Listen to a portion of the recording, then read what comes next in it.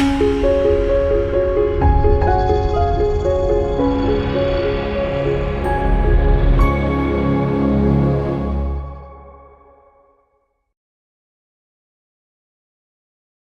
everyone, today I'm going to be using my gel press reusable gel printing plate. This is the 6x6 format, and I'm just removing it from its protective packaging. Set that aside. And the first thing that I've done is to cut some paper down to the 6x6 format, and that makes it easier when I want to layer things. And my first step is going to be to just put some green paint down. This is an extremely easy first step. This is just preparing what I want for my print. So now that my paint is on my plate, I'm just going to do my first pull. So there we go, just green paint on paper. This is a ghost print pull, which is just removing paint.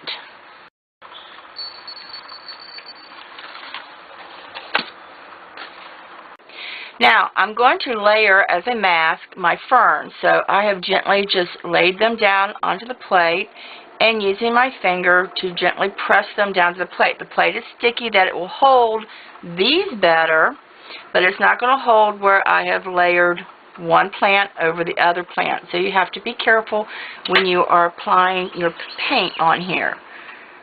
So I'm going to just add some on. Make sure my roller's clean, and I am just going to gently press the paint over the top of the plants, like so. And I'm trying not to go over the areas too often because you have more of a chance of pulling up your leaves if you do that. So, hoping that's going to be good enough. Now I'm going to remove them because these are just a mask.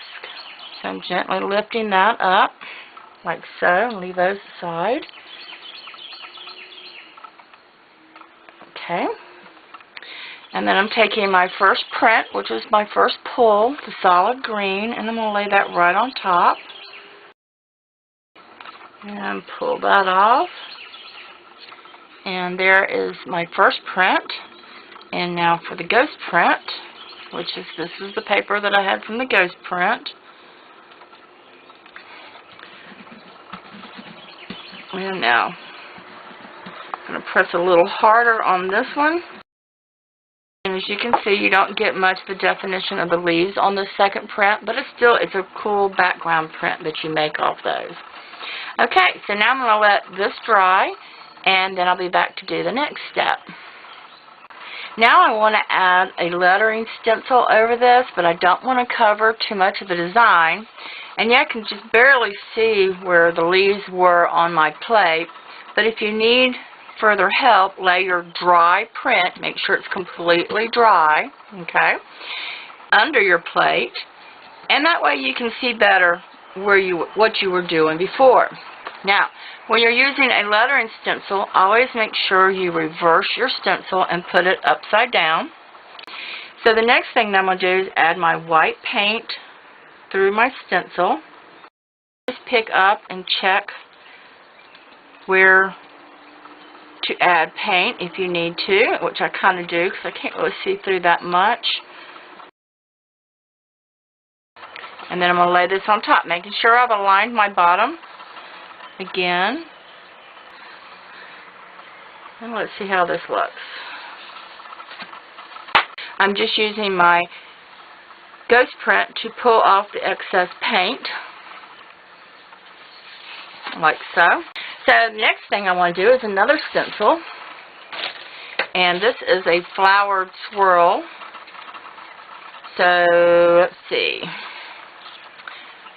I think, just trying to figure out how I want to lay it. It's got to be reversed. So let's go that way. And we'll just put that on there like so. And I'm going to use some yellow paint. And I'm going to use the ghost print first on this one. Just lay that on top. Let's see what that ends up like. Sometimes my ghost prints are my most favorite prints. Pull that up, and that's what I get. See, that looks really pretty.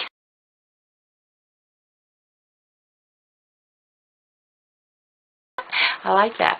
And then I'm going to remove my stencil. And again, I'm aligning the bottom part to the bottom of my plate. So I'm keeping everything in the same alignment. And pull that up. And there we go. So I have a nice whimsical little background for my ATC that I am going to make.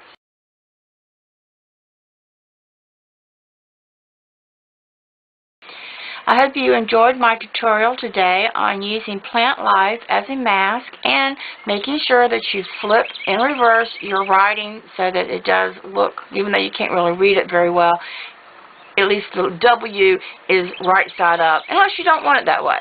You know, that's up to you. For more inspiration, please remember to visit the Gel Press blog, also Gel Press Junkies on Facebook.